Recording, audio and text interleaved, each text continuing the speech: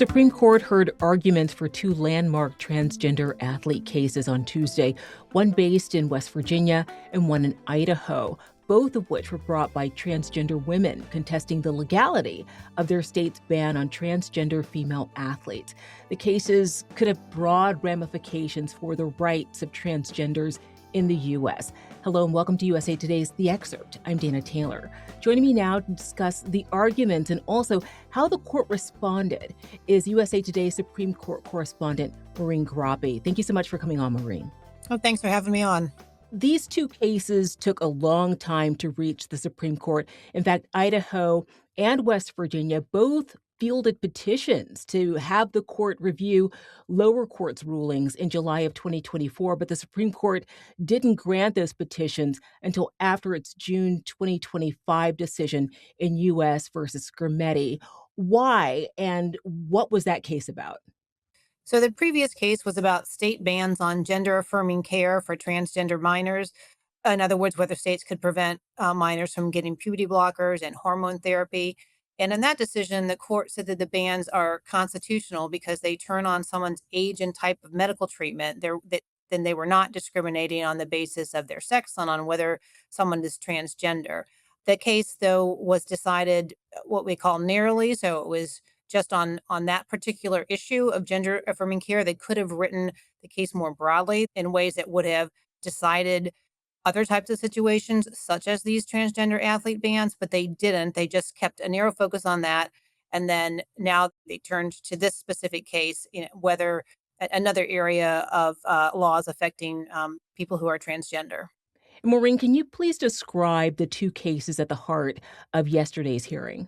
So there were two issues that the court was asked to decide about whether these state bans are legal. One is whether they violate the Constitution's Equal Protection Clause, and that's the same issue that was at the heart of the gender affirming care case from Tennessee last year.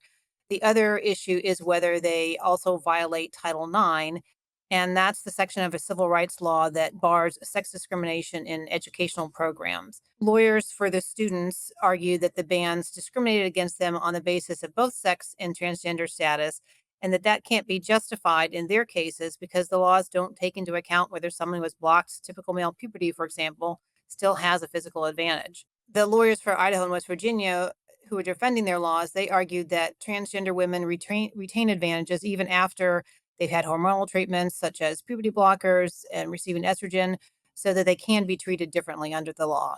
One of the plaintiffs here, Cox in Idaho, has asked the judges to drop her case. Why was that, and how did the court respond? So Lindsay Haycock, she's a college student in Idaho. She never played competitive sports at school because she failed to make the cut for her college's cross-country and track teams.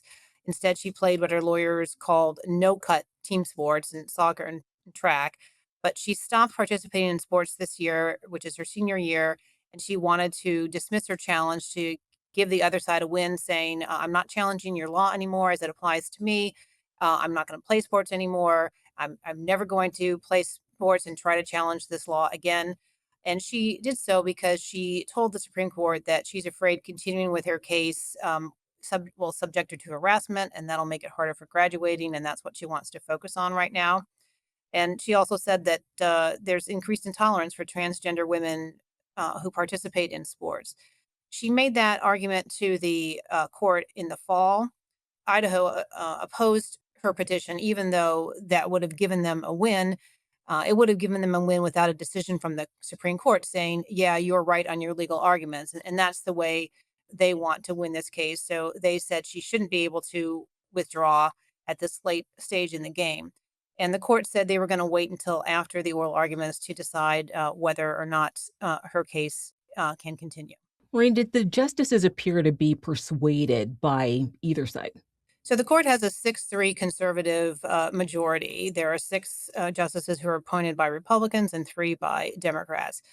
They were sympathetic to the students' arguments that these laws are categorical bans, and so people like these 2 students shouldn't get their chance in court to argue for why the laws shouldn't apply to their particular case and to look at the evidence about whether or not they retain any physical advantages after going through medical treatments. But the six conservatives, a majority of them seemed not persuaded by that argument. They seemed more sympathetic to the argument from the states that, look, these laws are meant to protect women in sports. And the way they do so by saying that you can't participate on a female sports team if you were designated male at birth, that rule is going to make sense in 99% of the cases. And so that's good enough. The law doesn't have to, be fair in 100% of the cases to students to whom it would apply. And so it seemed like the majority of the court is going to allow these bans to stay into effect. President Trump made banning transgender athletes a cornerstone of his election campaign and signed a ban into law via executive order on February 5th of 2025. Does that order have any bearing on the cases in Idaho and West Virginia? So his executive order is one reason that the Justice Department asked the Supreme Court to let it participate in the oral arguments. And a lawyer from the Justice Department did so in both cases, arguing on behalf of Idaho's and West Virginia's bans.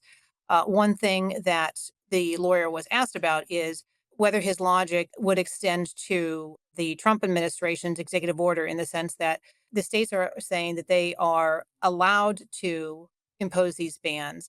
In the Justice Department's executive order, the issue is whether states are required to have these bans, because the Trump administration is trying to withhold federal funding from states that do not have bans like this. And one of the liberal justices, Justice Elena Kagan, she tried to focus on how can they do it in a way that still would allow states that don't want to have these bans to challenge the administration's executive order that would require them to have the bans.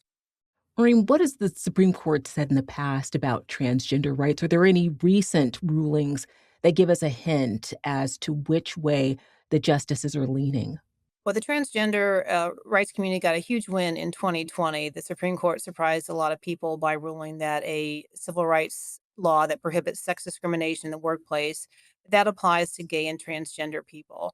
But since then, the court has been ruling the other way, including, as in the case I mentioned from last year about banning gender affirming care for minors. And then in the fall, the court heard a challenge to a law in Colorado that bans what's called conversion therapy, which is an attempt to change someone's sexual orientation or their gender identity. And it sounded like the court was going to strike down laws like that, which is in not just Colorado, but a number of other states as well. So that would be another loss for the LGBTQ community if that happens. And we should get a decision on that, as we will in this case, by the end of June or early July. The issue of transgender athletes has definitely become a staple of the so-called culture wars here in the US. How many states will be impacted by this ruling? But there are 27 states, including Idaho and West Virginia, that bar transgender girls and women from playing on female sports teams. The rest of the states, they either have laws prohibiting such bans or they haven't taken a position on the issue. How many people could be impacted by the higher court's ruling here? One of the big issues in the case was whether there is a major issue out there with transgender athletes competing on female sports teams. The students who are challenging the ban say there are very few students who this would apply to, and this case is problem is being made out to be bigger than it is. The other side says that it's not just the transgender students who are affected. So you can't say it just affects, for example, the one student in West Virginia who is challenging this, because it also affects all the other students she is competing against and might beat or might take a slot on a team. But in terms of how many transgender athletes there are no definitive statistics on that. The Williams Institute at the UCLA School of Law, that's a think tank that researches these types of issues. They have estimated that as many as 122,000 transgender youth could be participating in high school level team athletics, and that at the college level, less than 1.5% of student athletes are probably transgender. Maureen Groppe is USA Today's Supreme Court correspondent. It's always a pleasure to have you on this show. Thank you so much, Maureen. Thanks for having me. Thanks for watching. I'm Dana Taylor. I'll see you next time.